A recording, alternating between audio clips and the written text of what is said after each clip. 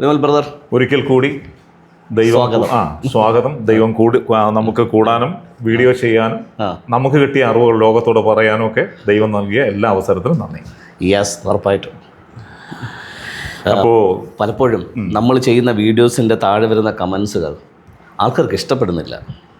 നമ്മൾ ചെയ്യുന്ന വീഡിയോസ് ആൾക്കാർക്ക് ഇഷ്ടപ്പെടുന്നില്ല. അതായത് ഈ ഇരുട്ടിലിരിക്കുന്നവർക്ക് വെളിച്ചം കാണുമ്പോൾ ഉണ്ടാകുന്ന ഒരു അസ്വസ്ഥതയുണ്ട്. തീർച്ചയായിട്ടും ആ അസ്വസ്ഥത അവർ ഈ കമൻറ്റിലൂടെ പ്രകടിപ്പിക്കുകയാണ്. അതെ. അപ്പോൾ നമ്മൾ കൊടുക്കുന്ന വെളിച്ചം അവരിലേക്ക് ഇങ്ങനെ എത്തുമ്പോൾ, ആ ദൈവികമായ വെളിച്ചം എത്തുമ്പോൾ അവർക്കുണ്ടാകുന്ന അസ്വസ്ഥത ആ കമൻറ്റുകളിലൂടെ വളരെ വ്യക്തമാണ്. അതെ. പക്ഷെ വെളിച്ചത്തിലിരിക്കുന്ന ആൾക്കാർക്ക് അവരെടുത്ത കമൻറ്റ് നോക്കുമ്പോൾ നമുക്കറിയാം കൃത്യമായി ശരിയാണ്. അവർക്ക് ഒത്തിരിയേറെ അനുഗ്രഹമാകുന്നുണ്ട്, ഒത്തിരിയേറെ പ്രചോദനമാകുന്നുണ്ടെന്ന് അവരും പറയുന്നുണ്ട്. അപ്പോൾ ഈ കമൻറ്റുകൾ നോക്കി അറിയാം വെളിച്ചത്തിൽ വസിക്കുന്നത് ആരാണെന്നും ഇരുട്ടിൽ വസിക്കുന്നത് ആരാണെന്നും. ബ്രദറെ, ഈ യേശുവിനെ പോലെ തന്നെ, യേശുവിനെ നല്ല ക്രിസ്തുവിനെ പോലെ തന്നെ, അപ്പം ഞാൻ ഈ പറയുന്നതിന് ഒരു കാരണമുണ്ട്. യേശു എന്ന ശരീരത്തിൽ ക്രിസ്തു വന്നപ്പോൾ, യേശു എന്ന ശരീരത്തിൽ ക്രിസ്തു വന്നു കഴിഞ്ഞപ്പം ആ ശരീരത്തിൻ്റെ പൂർണ്ണ അധികാരി യേശു ആയിരുന്നില്ല. അല്ല, യേശു ഇല്ല. പിന്നെ അതെ, ആ വ്യക്തിയിൽ ക്രിസ്തു തന്നെയായിരുന്നു വസിച്ചത്. അതുകൊണ്ടാണല്ലോ പൗലോസ് ഇങ്ങനെ പറയുന്നത്, ജഡത്തിൽ ഞങ്ങളിപ്പോൾ ആരെയും അറിയുന്നില്ല. അറിയേണ്ട ആവശ്യമില്ല. ജഡത്തിലുള്ള വ്യക്തി നമ്മൾ അറിയേണ്ട ആവശ്യമില്ല. നമ്മളിരിക്കുന്ന ആത്മാവിനാണ് ദൈവം പ്രാധാന്യം കൊടുക്കുന്നത്. അപ്പോൾ ഒരു ദൈവപുരുഷനും പ്രാധാന്യം കൊടുക്കുന്നത് ആത്മാവിലുള്ള മനുഷ്യനാണ്, ജഡത്തിലല്ല. അതാണ് സത്യം. പൗലോസ് അപ്പോസ്തലൻ വ്യക്തമായി പറയുന്നൊരു കാര്യമുണ്ട്, നിങ്ങൾ ദൈവത്തിൻ്റെ മന്ദിരമെന്നും ദൈവത്തിൻ്റെ ആത്മാവ് നിങ്ങളിൽ ഉള്ളിൽ വസിക്കുന്നുവെന്നും. അത് മാത്രമല്ല, അതിങ്ങനെ പറയുന്നുണ്ട് പൗലോസിൻ്റെ റോമാലേഖനത്തിൽ, ദൈവത്തിൻ്റെ ആത്മാവില്ലാത്തവൻ ദൈവത്തിനുള്ളവനല്ല. ആ ദൈവത്തിൻ്റെ ആത്മാവ് അടുത്ത് താഴെ പറയുന്നുണ്ട്, ക്രിസ്തുവിൻ്റെ ആത്മാവില്ലാത്തവൻ. അപ്പോൾ ക്രിസ്തുവിൻ്റെ ആത്മാവ്, ക്രിസ്തു, ദൈവാത്മാവ് ഇതെല്ലാം ഒന്നാണെന്നുള്ളത് ആ റോമാലേഖനം 8-ാം അധ്യായം വായിക്കുമ്പോൾ നമുക്ക് മനസ്സിലാവും. കറക്റ്റ്. അപ്പോൾ ആ ഒരു റെവലേഷൻ പൗലോസിന് വളരെയധികം ശക്തമായിട്ട് കിട്ടി. വേറൊരു പ്രശ്നം എന്താണെന്നറിയോ, ഈ പാരമ്പര്യ ക്രിസ്തീയ സമൂഹത്തിനകത്ത് മത്തായി, മർക്കോസ്, ലൂക്കോസ് ഇതിനെ ബേസ് ചെയ്തിട്ടാണ് ഏറ്റവും കൂടുതൽ പ്രസംഗങ്ങൾ നടക്കുന്നത്. പിന്നെ ഒരല്പോ കാര്യങ്ങൾ പഠിക്കുന്നത് അപ്പോസ്തല പ്രവൃത്തികളിൽ നിന്നാണ്. ബാക്കിയെല്ലാം പഴയ നിയമത്തിൽ നിന്നാണ് ഇവർ കാണുകയും കേൾക്കുകയും ചെയ്തുകൊണ്ടിരിക്കുന്നത്.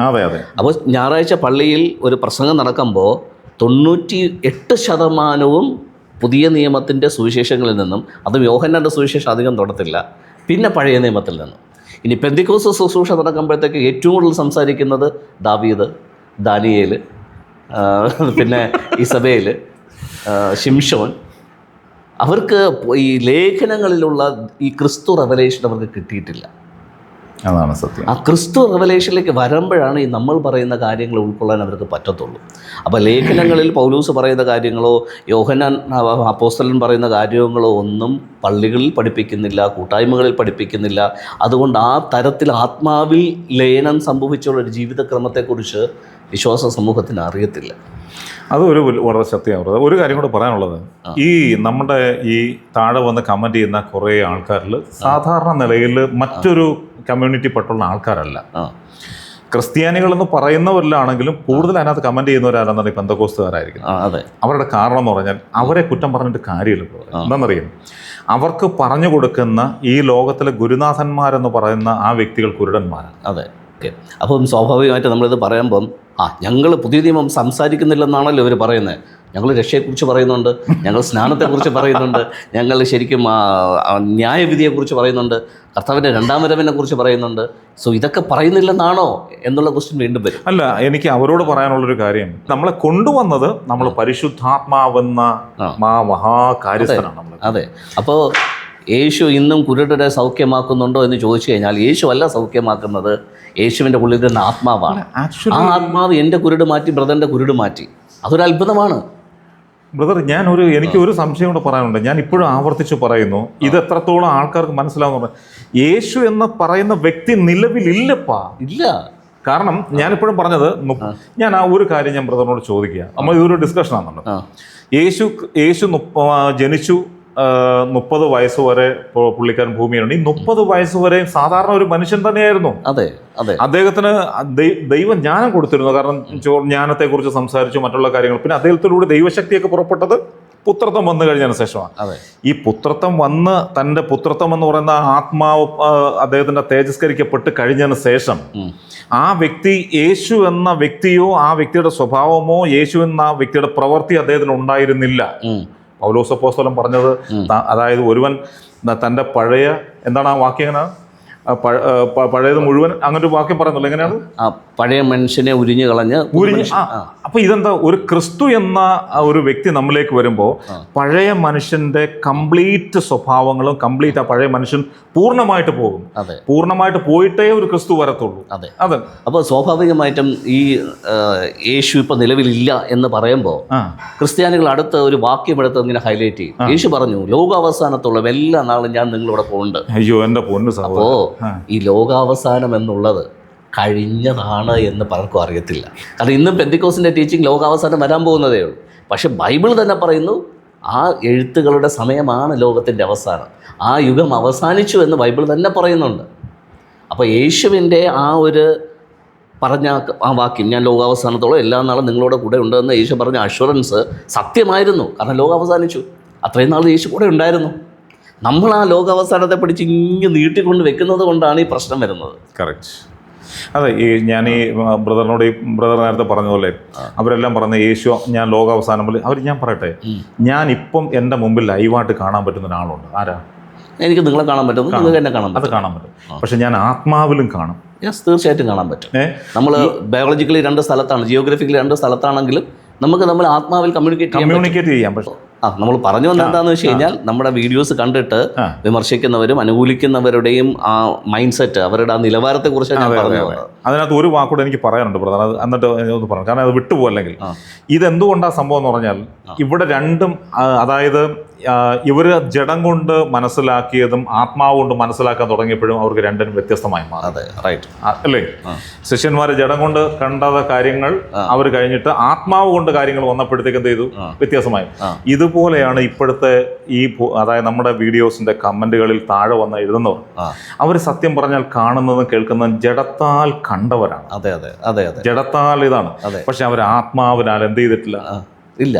അതുകൊണ്ടാണല്ലോ പത്രോസൊക്കെ പറയുന്നത്, ഞങ്ങൾ കണ്ടതും ഞങ്ങൾ തൊട്ടതും എന്നൊക്കെ പറഞ്ഞ് അവർ പറയുന്നത്. സോ ഈ കണ്ടത് തൊട്ടത് വെച്ചിട്ടാണ് ഇന്നത്തെ സഭകളുടെ ടീച്ചിങ്ങും പോകുന്നത്. കറക്റ്റ്. സോ ഈ കണ്ടതിലും തൊട്ടതിലുമല്ല.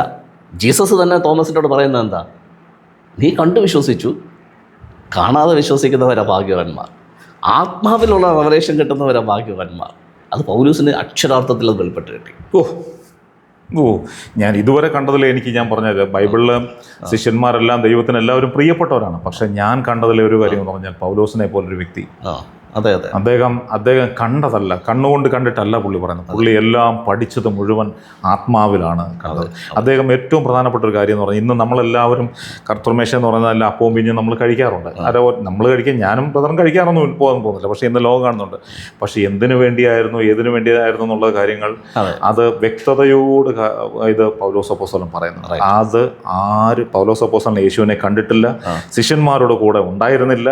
പക്ഷേ ഈ ഇദ്ദേഹം പരിശുദ്ധാത്മാവിന്റെ കീഴിൽ കൊണ്ടിരുന്നപ്പോൾ പരിശുദ്ധാത്മാവ് ആത്മാവിനാൽ സംഭവിച്ച കാര്യങ്ങളെല്ലാം വിശദമായിട്ട് കാണിച്ചു കൊടുത്തു. അതെ, ഇതിനകത്ത് ഏറ്റവും തമാശ എന്താണെന്ന് വെച്ച് കഴിഞ്ഞാൽ, ഇന്നത്തെ ക്രിസ്തീയ സമൂഹം തിരുവത്താഴം ആചരിക്കുന്നത് എൻ്റെ ഓർമ്മയ്ക്കായി നിങ്ങളിത് ചെയ്യുവീനെന്ന് പറയുന്ന ആ പോയിന്റിനെ ഫോക്കസ് ചെയ്തിട്ടാണ് നമ്മൾ ചെയ്യുന്നത്. ഇപ്പം നമ്മൾ രണ്ടുപേരും എപ്പോഴും മുഖാമുഖം കണ്ടുകൊണ്ടിരിക്കുക. നമ്മൾ 24/7 നമ്മൾ മുഖാമുഖം കണ്ടുകൊണ്ടിരിക്കുക. നമ്മൾ രാവിലെയും ഉച്ചയ്ക്കും വൈകുന്നേരം ഒരുമിച്ചിരുന്ന് ഫുഡ് കഴിക്കുക. അങ്ങനെയാണെന്നുണ്ടെങ്കിൽ നമ്മൾ ഈ ഫുഡ് കഴിക്കുമ്പോഴത്തേക്ക് വിമൽ ബ്രദറെ, ഞാൻ നിങ്ങളെ ഓർത്തുകൊണ്ടാണ് ഇത് ചെയ്യുന്നതെന്ന് പറയേണ്ട ആവശ്യമുണ്ടോ? ഇല്ല. കാരണം 24 മണിക്കൂർ നമ്മൾ തമ്മിലൊരു കൂട്ടായ്മയാണ്. സോ നമുക്ക് പിതാവാം ദൈവത്തോട്, പരിശുദ്ധാത്മാവിനോട് 24 മണിക്കൂറും കൂട്ടായ്മ ഉണ്ടെങ്കിൽ നമുക്ക് പിന്നെ ഒരു ചടങ്ങ് ആവശ്യമുണ്ടോ ഇത് ഓർക്കാനായിട്ട്? ഇതില്ലാത്തവർക്കാണ്, ഈ കൂട്ടായ്മ ബന്ധം ഇല്ലാത്തവർക്കാണ് ആഴ്ചയിൽ ഒരു ദിവസം, മാസത്തിൽ ഒരു ദിവസം അത് ഓർക്കാൻ വേണ്ടിയിട്ടുള്ളൊരു ചടങ്ങ് വെച്ചിരിക്കുന്നത്. ആ ചടങ്ങിലെങ്കിലും നീ ഓർക്ക്. പക്ഷെ എത്ര ദാരിദ്ര്യമല്ലേ. അതിനെ കണക്ട് ചെയ്ത് ഒരു വാക്ക് പറയട്ടെ ബ്രദറെ. ഇത് ഇപ്പം നമ്മളിത് സംസാരിക്കുമ്പം അത് വാസ്തവത്തിൽ പലർക്കും അത് ദഹിക്കുമെന്ന് എനിക്ക് തോന്നുന്നില്ല. കാരണം ഇന്ന് നമ്മൾ കഴിഞ്ഞ ഒരു വീഡിയോ ചെയ്ത് കാരണം പല ആൾക്കാരും ഞാനുമായിട്ടൊരു കണക്ഷൻ ഇല്ലാതെ പോയി. കാരണം എന്ന് പറഞ്ഞാൽ അവർ പിന്നെ അപ്പോഴത്തേക്ക് യാഥാർത്ഥിക സത്യം വന്നപ്പോൾ എന്താ പറയുക, ഇരുട്ടങ്ങ് മറഞ്ഞു പോയി. അത് ജീസസ് പറഞ്ഞപ്പോഴും പറഞ്ഞല്ലോ, പലരും അന്ന് മുതൽ അവനെ വിട്ടുപോയത്. കാരണം ഗ്രഹിക്കാൻ പറ്റുന്നില്ല, ഇത് കഠിനവാക്ക്, ഇതാർക്ക് ചെയ്യാൻ പറ്റും. സോ ശരിയായിട്ടുള്ള ആത്മീയ സത്യങ്ങൾ പറയുമ്പോൾ ഈ കടിച്ചു തൂങ്ങി കിടക്കുന്നവരൊക്കെ വിട്ടുപോകും. അവർ പോകുന്നത് നല്ലത്. സത്യമാണ്. എന്തിനാണ് കണ്ണും കാതും അടച്ച്, അതായത് നമ്മുടെ ബുദ്ധി ഉണ്ടല്ലോ, നമുക്ക് ദൈവം ഒരു ബുദ്ധി തന്നിട്ടുണ്ട്. ആ ബുദ്ധിയെ അടച്ചു വെച്ചിട്ട് ചില ആൾക്കാർ പ്രസംഗിക്കുന്നതിന് അതുപോലെ വിഴുങ്ങുന്ന ഒരു ദാരിദ്ര്യ സമൂഹമായിട്ട് നമ്മുടെ വിശ്വാസ സമൂഹം മാറിയിരിക്കും. സോ വകതിരിവ്, വിവേചന ബുദ്ധി. കർത്താവ് തന്നെ ബൈബിളിൽ പറയുന്നത് എന്താ? നിങ്ങൾ പ്രാവിനെ പോലെ നിഷ്കളങ്കരും പാമ്പിനെ പോലെ കൂർമ്മബുദ്ധി, വിവേചന ബുദ്ധിയുമുള്ളവരാകണമെന്നാണ്.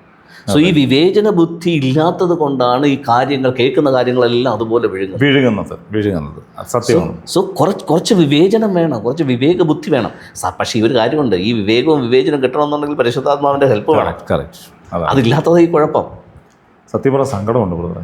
നമ്മുടെ ഈ ലോകത്ത് അനേകർ ഈ പറയുന്ന ഇതിന് കാരണം എന്ന് പറഞ്ഞാൽ ഓരോ ഗുരുക്കന്മാരെ എല്ലാം എടുത്ത് കയ്യിൽ വെച്ചേക്കുക. ബ്രദർ, ഇപ്പം ഞാൻ ചോദിക്കട്ടെ, ബ്രദറിനിപ്പം ഇത്രയും നാളുകൾ കൊണ്ട് ഇങ്ങനെ ചെയ്യുന്ന എത്ര ശിഷ്യന്മാർ കൂടെയുണ്ട്? അവരെല്ലാവരും മനസ്സിലാക്കി അവരവരുടെ പാട്ടിന് പോയിട്ട് നോക്കുന്നു. പക്ഷെ ബ്രദർ ആരെയും പോക്കറ്റിൽ വെച്ചിട്ട് കാശ് പിടിക്കുന്നുണ്ടോ? അതിൻ്റെ ആവശ്യമില്ലല്ലോ. ഈ ശിഷ്യന്മാരെന്ന് പറയുമ്പോഴത്തേക്ക് ഈ പണ്ട് ഈ പറയുന്നത് പോലെ ഇങ്ങനെ ഈ ഒരു താറാവ് മുമ്പേ പോകുന്നു, കുറേ താറാവ് ബാക്കിൽ നിന്ന് പോകുന്നു എന്ന് പറയുന്നത് പോലെ ഇങ്ങനെ ബ്ലൈൻഡ് ഫോളോയിങ് അല്ല ഡിസൈപ്പിൾഷിപ്പ് എന്ന് പറയുന്നത്. ഗുരു എന്താണോ ചെയ്യുന്നത്, പഠിപ്പിച്ചത് അതുപോലെ പ്രവർത്തിക്കുന്നവരാണ് ശിഷ്യന്മാർ. ജീവിതത്തിൽ അനുവർത്തിക്കുന്നവരാണ് ശിഷ്യന്മാർ. അത് ഗുരുവിൻ്റെ പുറകെ ഇങ്ങനെ നടക്കണമെന്നില്ല. അപ്പോൾ ഗുരുവിൻ്റെ ഏറ്റവും വലിയ ആനന്ദം, അഭിമാനം എന്ന് പറയുന്നത് താൻ പഠിപ്പിച്ച കാര്യങ്ങൾ, താൻ പകർന്നു കൊടുക്കുന്ന കാര്യങ്ങൾ ജീവിതത്തിൽ പകർത്തി അത് മറ്റുള്ളവരുടെ മുമ്പിൽ പ്രദർശിപ്പിക്കുന്നത് കാണുന്നതാണ് ഒരു ഗുരുവിൻ്റെ വിജയം എന്ന് പറയുന്നത്. ഇല്ലേ? ഇതാണ് സത്യം. അതാണ് സത്യം. സത്യം എന്ന് പറയുന്നത്, യഥാർത്ഥ ഒരു ഗുരു എന്ന് പറയുന്നത് തനിക്ക് ലഭിച്ചിരിക്കുന്ന ജ്ഞാനം മറ്റുള്ളവർക്ക് പകർന്നു കൊടുത്ത് തന്നെ പോലെ വളരണമെന്ന് ആഗ്രഹിക്കുന്നു. അതെ. അപ്പോൾ യേശുവിൻ്റെ ഏറ്റവും വലിയ വിജയമായിട്ട് ഞാൻ കാണുന്നത് 12 ശിഷ്യന്മാരല്ല, പൗലൂസാണ്. പൗലൂസ് യേശുവിൻ്റെ ശിഷ്യനായിരുന്നു, പക്ഷേ യേശുവിൻ്റെ പുറകെ അനുഗമിച്ച വ്യക്തിയല്ല, ശരീരത്തിൽ അനുഗമിച്ച വ്യക്തിയല്ല, പക്ഷേ ആത്മാവിൽ അനുഗമിച്ചിട്ട് ആത്മാവിൽ ജീസസ് പറഞ്ഞ കാര്യങ്ങളെ അതുപോലെ തൻ്റെ ജീവിതത്തിൽ അനുവർത്തിച്ച് പ്രദർശിപ്പിച്ച വ്യക്തിയാണ് പൗലോസ്. അപ്പോൾ യേശുവിൻ്റെ ഏറ്റവും വലിയ വിജയം ആരാണെന്ന് ചോദിച്ചു കഴിഞ്ഞാൽ നമുക്ക് പറയാൻ പറ്റും, പൗലോസാണ്. 100% ബ്രദർ. കാരണം വേദപുസ്തകത്തിൽ എനിക്ക് ഏറ്റവും ഭയങ്കര ഇഷ്ടപ്പെട്ട ഒരു പ്രധാന വ്യക്തി തന്നെ അദ്ദേഹം.